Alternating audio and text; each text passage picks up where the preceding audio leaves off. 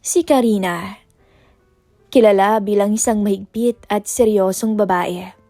Isang doktora, 41 taong gulang na. Isang matagumpay sa kanyang propesyon bilang isang internist. At ang anak ng isa sa mga respetadong negosyante sa lugar nila. Sa mata ng marami, siya ay tipikal na matandang dalaga. Isang istrikta, laging nakakunot ang noo. Walang asawa, walang anak. Kaya't bihirang-bihira kung ngumiti. Naku, napakasungit yan si Doktora Karina. Bulong ng mga tao. Anong magagawa natin, matandang dalaga, ganyan talaga. Ngunit hindi alam ng karamihan. Sa likod ng malamig na anyo ni Karina ay ang isang pusong pagod na ring maging mag-isa. Simula kasi nang mamatay ang kanyang ina, mas lalo siyang naging sarado sa mundo. Inubos niya ang oras sa ospital, sa mga papel, sa mga duty, na para bang doon na lamang siya nag-focus. Yun na lamang ang kanyang mundo. Ngunit may isang taong matagal ng bahagi ng buhay nila. Si Mang Rusto, 45 taong gulang, ang driver ng kanyang ama simula pa noon. Matikas pa rin to kahit na nasa 40 na ang edad. Moreno ang balat at laging may ngiting nakasabit sa labi. Magkaiba silang dalawa. Palabiro ito, pero magalang at may kakaibang talino sa pakikipag-usap. Hindi man nakapagtapos ng kolehiyo, pero malalim ang mga bawat salitang binibitawan nito. Kung may isang taong hindi natitinag sa kasungitan ni Doktora Karina, iyon ay si Mang Rusto. Isang umaga, sa bahay siya ng kanyang ama nagpalipas ng gabi dahil may pinag-usapan silang importante. At gaya ng nakasanayan, bumaba si Karina sa sala bitbit ang kanyang bag. May meeting siya ngayon sa ospital at kailangang maaga. Nakita niya si Mang Rusto na naglilinis ng sasakyan sa garahe. "Ma'am, ihahatid ko na ho kayo. Wala po pala kayong dalang kotse kagabi." Masiglang bati nito. Tumango lamang si Karina. Sanay na siya sa lalaki. Sumakay siya sa likod, binuksan ang kanyang tablet at nagbasa ng chart ng pasyente. Habang nasa biyahe, biglang nagsalita si Mang Rusto. "Kumusta ho ang tulog niyo kagabi? Parang napuyat yata kayo ah." Napatingin si Karina sa rearview mirror. Hindi siya sanay na may nagtatanong ng personal sa kanya. "Ayos lang," maikli niyang sagot. Ngumiti si Mang Rusto. "Pasensya na talaga kayo ma'am kung masyadong ususerang driver niyo. Pero minsan talaga, nararamdaman ko kapag malungkot ang sakay ko." Kumunot ang noo ni Doktora Karina. May kung anong kumurot sa dibdib niya sa simpleng salitang yon ni Mang Rusto. Sanay naman siyang may nag-aalala sa kanya sa trabaho bilang doktor, pero bilang babae, parang bihira. Nung pauwi, nagpasundo na lang siya ulit kay Mang Rusto. Inabutan sila noon ng malakas na ulan. Bumagal ang takbo at nagkaroon ng mahabang traffic. Napabuntong hininga na lamang si Karina. Ma'am? Gusto niyo hubang magpatugtog? Para hindi kayo antukin sa traffic? Para hindi kayo mainip?" Alok ni Mang Rusto. "Kung anong gusto mo, Mang Rusto, gawin mo," sagot niya. At ako'y pagod na pagod. Nagpatugtog si Mang Rusto ng lumang kundiman. Malumanay at medyo malungkot ang tugtog. Hindi napigilan ni Karina na makinig. Para bang hinaplos ng musika ang kanyang isipan. "Gustong gusto ko ho yung kantang yan," sabi ng driver. Para bang kwento ng taong matagal nang naghihintay at umaasa pa rin hanggang ngayon. Napatingin si Karina sa bintana. Sa patak ng ulan. "May tao pa bang handang magmahal sa edad kong to, Mang Rusto?" Bigla niyang nasabi. Hindi niya alam kung bakit. Ngumiti si Mang Rusto sa salamin. Bakit naman ho wala, doktora? Ang puso ho, hindi tumitingin sa edad. Kayo ba handa ba kayong magmahal kahit may edad na rin yung taong mamahalin nyo? Tahimik si Karina. Hindi niya inaasahan yon. Para bang may bahagyang bitak na nabuo sa matigas na pader sa paligid ng kanyang puso. Pero ang hindi alam ni Karina, matagal nang may lihim na pagtingin sa kanya, ang driver ng kanyang ama. Pagdating sa bahay, bumaba siya at sandaling tumigil. Tumingin siya kay Mang Rusto. Salamat sa pakikinig at sa pagbibigay ng payo. Bahagyang nagulat pa ang driver. Wala hong anuman, ma'am. Mula noon, unti-unting nagbago ang tingin ni Karina kay Mang Rusto. At sa puso ng isang babaeng matagal lang nag-iisa, ang ganitong uri ng presensya ay parang napakahalaga. Hindi pa man inaamin sa sarili ni Karina ang kanyang nararamdaman. Pero tila sa bawat ngiti ni Mang Rusto, sa bawat biro nito sa kanya kapag nagkikita sila, may unti-unting tumutubong isang damdamin na matagal nang hindi niya nararamdaman. Hindi na malayo ni Karina kung kailan ba nagsimulang magbago ang kanyang mga araw.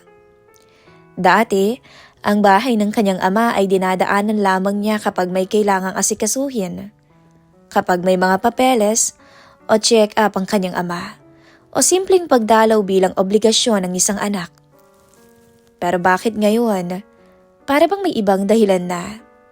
Hindi man niya aminin sa sarili, meron siyang presensyang hinahanap-hanap na nandun sa bahay na iyon. At iyon ay si Mang Rusto.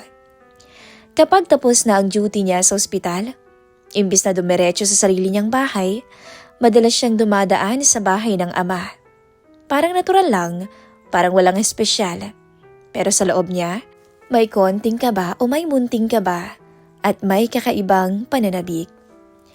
At tuwing bumababa siya ng kanyang sasakyan sa tapat ng lumang bahay ng kanyang ama, ang unang hinahanap ng kanyang mga mata ay hindi ang kanyang tatay, kundi ang driver nito.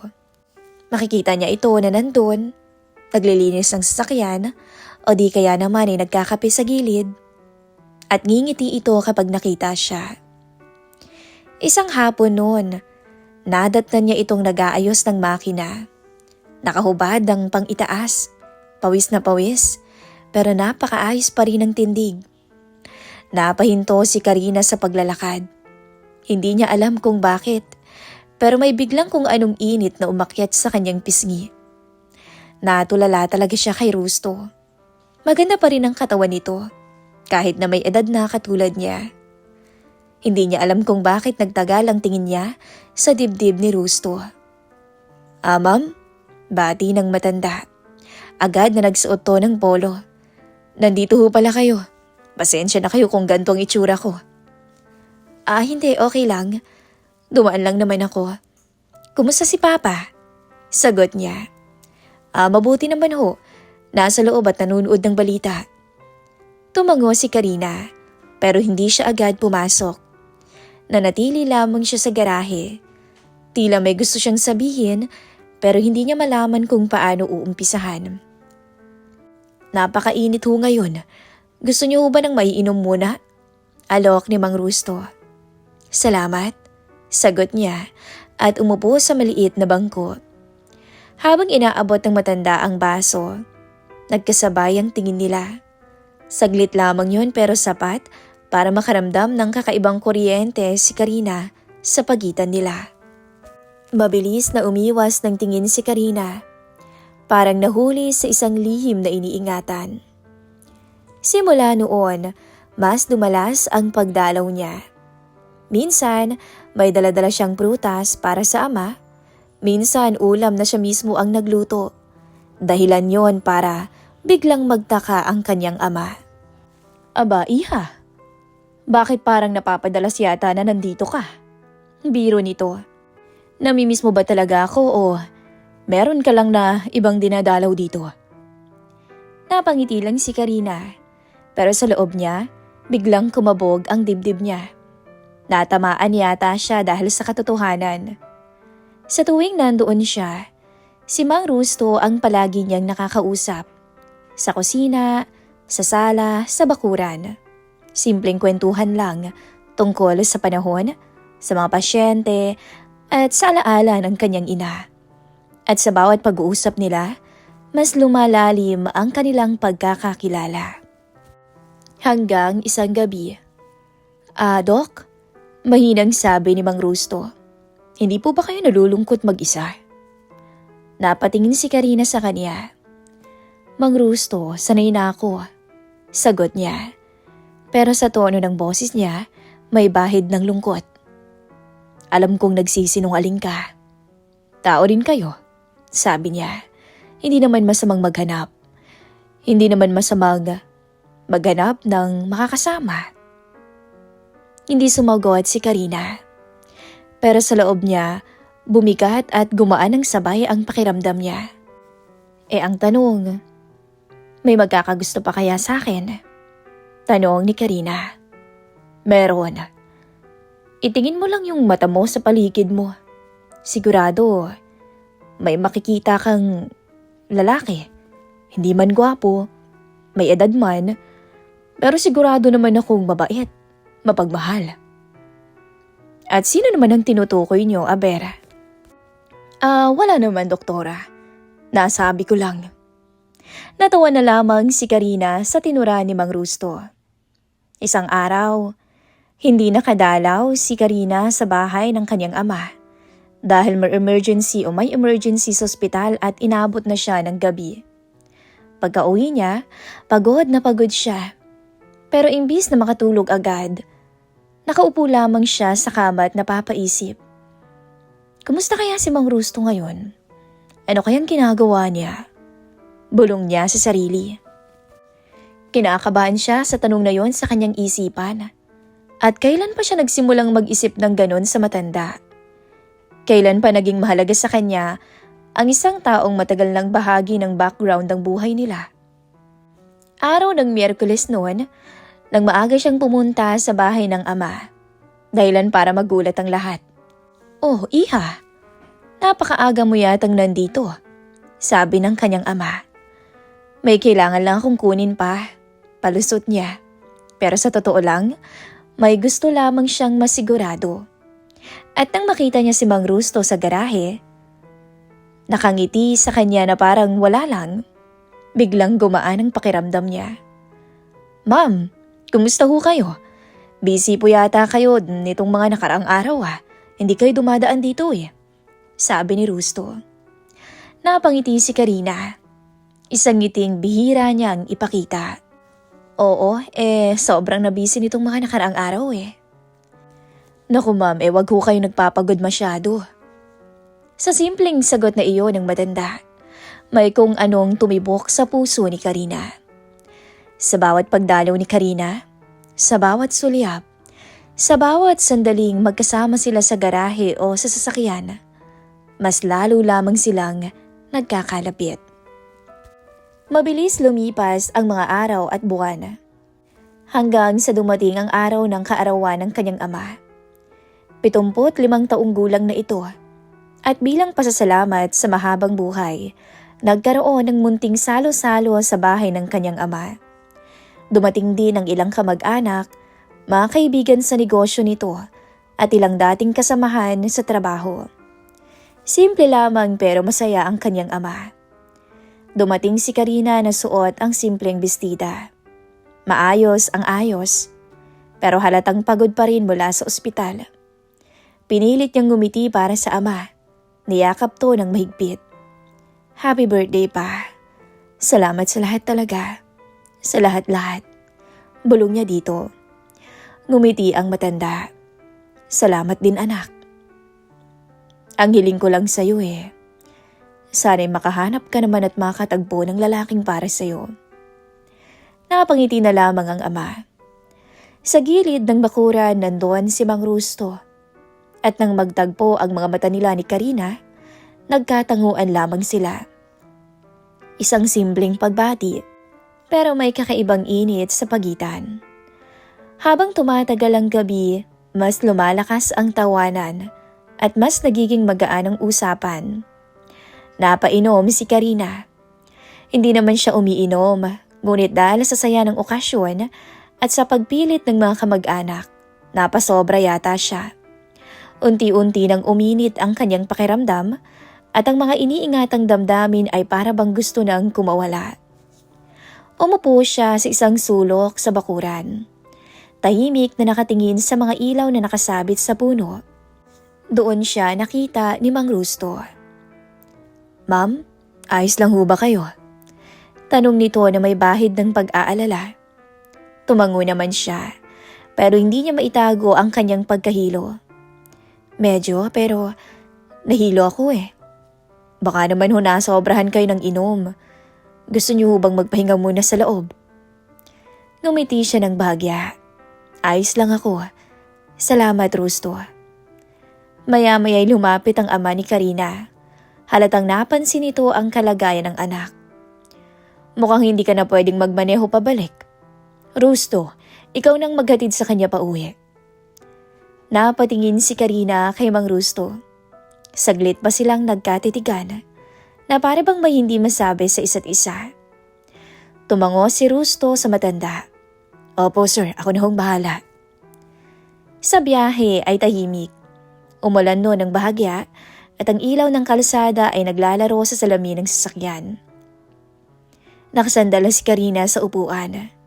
Nakapikit at pilit na hinahabol ang balanse ng mundo sa paligid niya. "Ma'am?" Mahinang tawag ni Mang Rusto.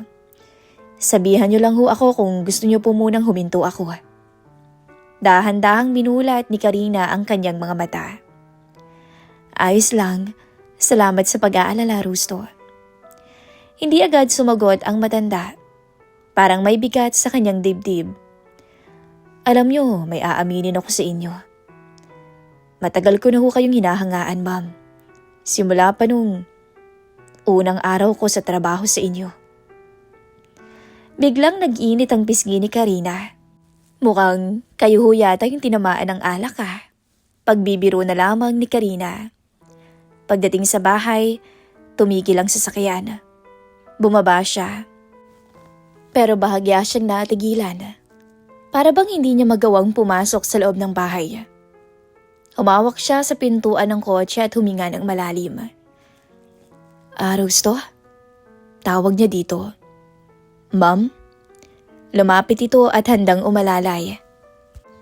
Saglit silang nagkatapat.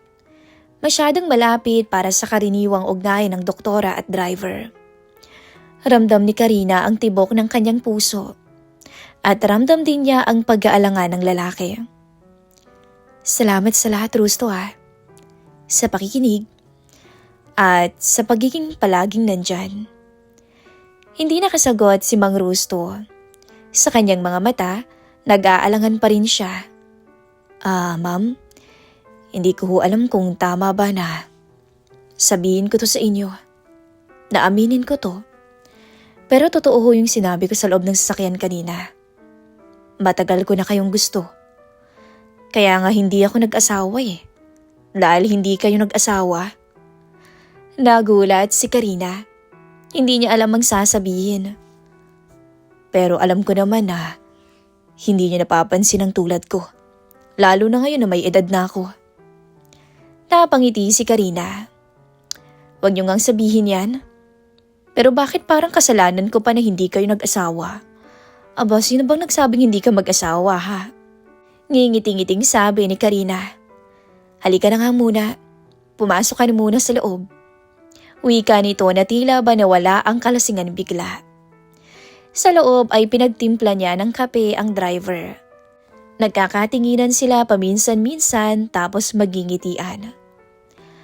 "Alam mo, Mang Rusto, sa totoo lang, may aaminin din ako." "Ano ho yun, ma'am?"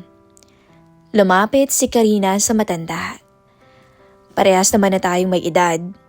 Hindi naman na natin siguro kailangan pa na magpakipot sa isa't isa. Aaminin ko, lately, hinahanap-hanap ko ang presensya mo." Lumaki ang mata ni Rusto. Hindi ito nakapagsalita. At bago pa man to makasagot, bigla siyang hinulikan ni doktora sa labi.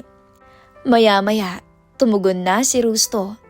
At sa puntong yun, wala na silang ibang naiisip kundi ang init at sarap ng kanilang pinagsasaluhan. Sa loob ng ilang taon, ngayon lang nakaramdam ng init si Karina. Ganon din naman si Rusto. At sa katahimikan ng kusina, tanging ang mga paghinga na lamang nila ang maririnig. At maya-maya pa, tuluyan ng kinalas ni Karina ang lahat sa kanya. Sigurado ka ba, ma'am? Gusto mo bang may mangyari sa atin? Mukha ba akong hindi sigurado? Kita mo naman lahat inalis ko na. Natatawang sabi pa ni Karina. At doon nila pinagsaluhan ng isang gabing hinding-hindi nila makakalimutan. At ng gabing yon, pareho nilang pinili na maging masaya sa piling ng isa't isa. Ang gabing yon, ang gabing hinding-hindi makakalimutan ni Karina at Rusto. Hindi dahil sa nangyari, kundi dahil sa damdaming unang beses nilang hinayaang magtagpo. Pagod na pagod ang kanilang mga katawan, pero gising na gising ang kanilang diwa at ang puso. Kinabukasan, nagising si Karina na may ngiti sa labi.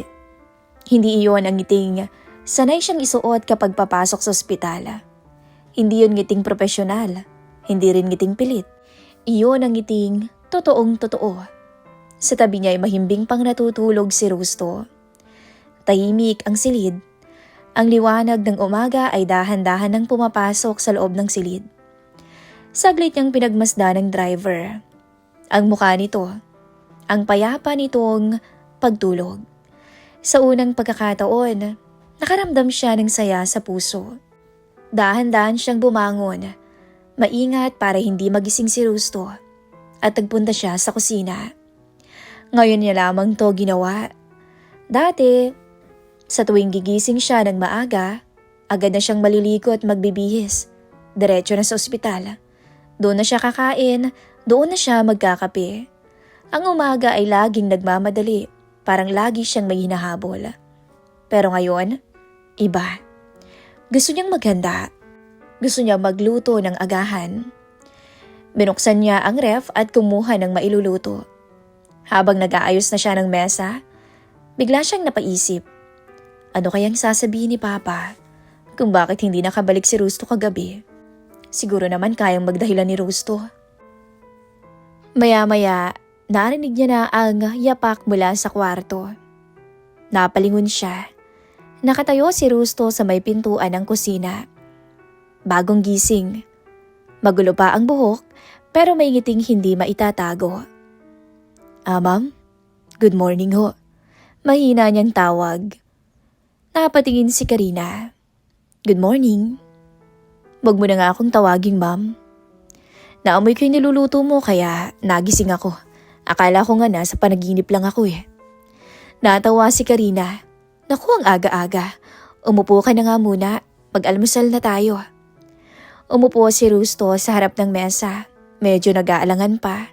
Na para bang hindi sanay sa ganong eksena. Si Karina naman ay umupo sa tapat niya. Sandali silang nagkakatinginan. Parehong may ngiti sa labi, pero parang parehong nahihiya pa. Tahimik silang kumain sa una. May konting hiyaan, may munting ngiti sa bawat sulyap. Parang dalawang taong bagong magkakilala, pero may matagal nang pinagsamahan. Maya-maya unti-unti nang naging magaan ang usapan. Nagkukwentuhan tungkol sa simpleng bagay. Paminsan-minsan ay nagbibiroan din. At sa bawat tawa, mas naging natural na ang kanilang samahan. Hindi na nila kailangang mag-ingat sa bawat salita. Bandang 8:00 ng umaga nang magpaalam na si Rusto. Kailangan ko na hong bumalik. Baka kailanganin ako ng papa niyo eh.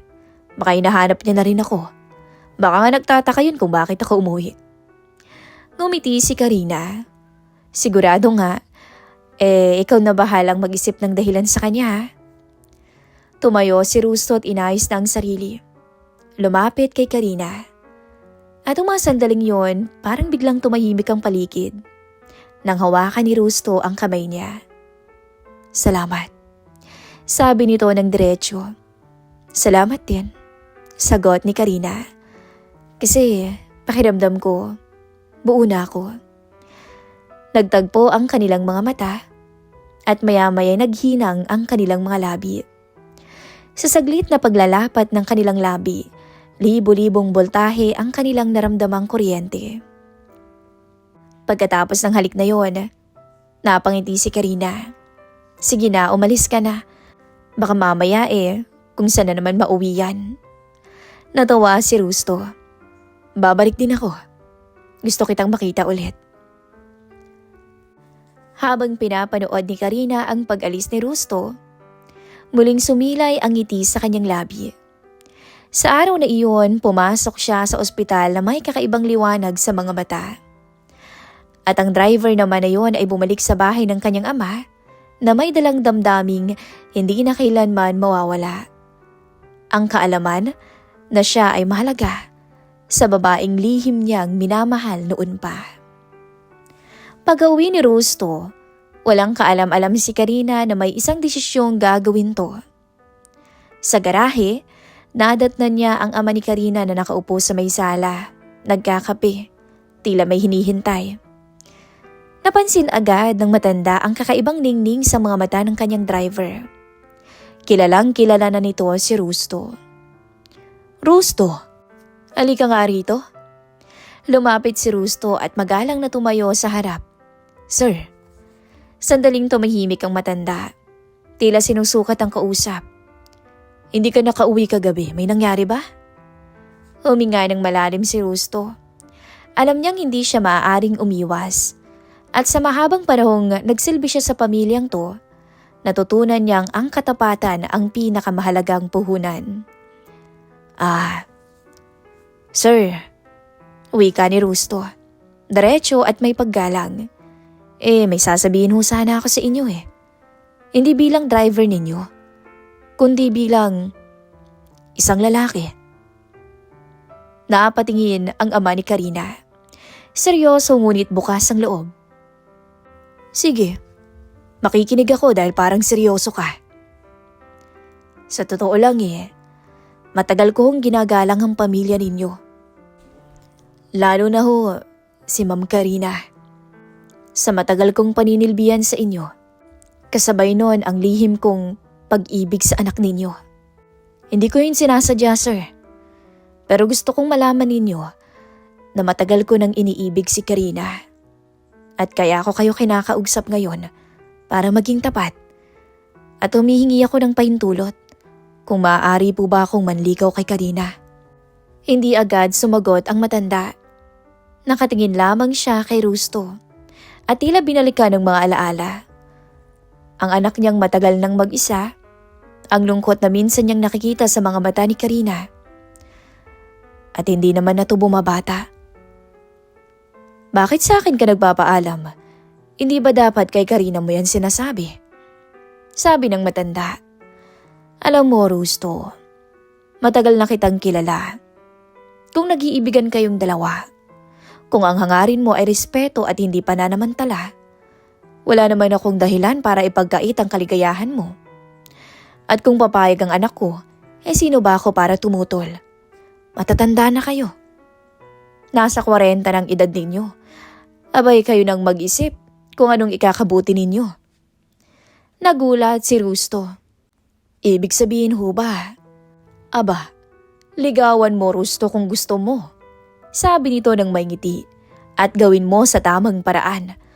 At nang si Karina naman ay magkaroon na ng makakasama sa buhay. Samantala si Karina ay nasa ospital, abalang-abala. Hindi alam na may usapang nang nagaganap sa pagitan ng kanyang ama at ni Rusto. Normal ang araw na yon, pero parang may kakaibang gaan sa kanyang dibdib.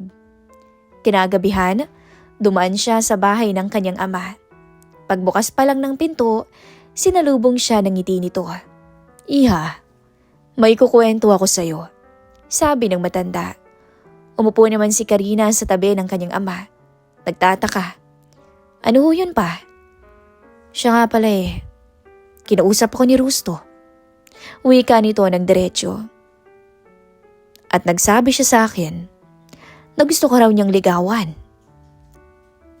Parang huminto ang mundo ni Karina. Napalunok siya at hindi makapaniwala. Si Rusto ho? Sinabi niya yun sa inyo? Tumango ang kanyang ama. Oo, inamin niya. Ikaw, Iha, ano bang gusto mo? Ako payag naman kahit sino. Matanda ka na. Hindi mo na nga ako mabibigyan ng apo Pero hindi na yun ang hangarin ko ngayon, Iha. Ang gusto ko na lang yun bang bago naman ako mamaalam dito sa mundo, may makasama ka naman sa buhay. Huwag ka nang maging mapili. Abay, gwapo naman si Rusto. Magkaedad naman kayo. Okay na yun. Natawa si Karina. Naisip niyang walang kaalam-alam ang kanyang ama. Na ilang araw lang ang lumipas ay naibigay niya ang kanyang sarili kay Rusto. Namumula ang mukha ni Karina at nakangiti. Hindi na siya nakaramdam ng hiya sa ama, kundi isang kakaibang ligaya. Ang malaman ang lalaking pinili ng puso niya ay pinili ring tumayo ng may dangal. Pa, mahina niyang sabi, huwag kang mag-alala. In love ng anak mo. Napangiti ang ama. Matagal na kitang gustong makitang masaya. Kung gusto mo nga rin si Rusto, at siya ang dahilan ng ngiting yan, hindi kita hahadlangan. Kinabukasan, maagang dumating si Rusto sa ospital. Hindi bilang driver, kundi bilang isang lalaking manliligaw at may dalang bulaklak. Simple lamang yun, ngunit punong-puno ng kahulugan. Hinanap niya si Karina sa may lobby. At nang magtagpo ang kanilang mga mata, pareho silang natigilan at may sumilay ng ngiti sa kanilang labi. Karina, tawag ni Rusto. Tumango si Karina, nakangiti. May sasabihin ako sa'yo, sabi ni Rusto. Alam ko na, naunahan ka na ni Papa. Manliligaw ka, no? Napangiti si Rusto. Kung ganun papahintulutan mo ba akong ligawan ka? Sa tamang paraan. Sa paraang karapat dapat ka. Hindi na nag-alinlangan pa si Karina. Agad siyang tumango. Oo naman. Magpapakipot pa ba ako? May nangyari na nga sa atin Natatawang sabi ni Karina. Mula noon, ang simpleng mga araw ay punong-puno na ng saya. Si Doktora Karina, na minsang tinawag na masungit at hindi marunong ngumiti, ngayon ay palagi nang may nakaukit ng ngiti sa labi nito. At si Rusto, na buong buhay ay naglilingkod, ngayon ay naamin na rin sa wakas ang sariling pag-ibig sa babaeng lihim na minamahal. At sa bawat araw na lumilipas, sa bawat araw na magkasama silang dalawa, isa lang ang malinaw. Ang pag-ibig ay talagang darating sa tamang oras. Hindi huli ang lahat para sa pag-ibig. Hindi rin naman hadlang ang edad, ang katayuan o ang nakaraan. Kapag ang puso ang nagdigda at ang dangalang gumabay, ang wakas ay laging maaaring maging masaya. Ito po ang kanilang kwento ng buhay at pag-ibig. Hanggang dito na lamang po ang ating kwentuhan. Ito po ang inyong lingkod, Sweet Rocky. Tagalog Story. Your life, your story.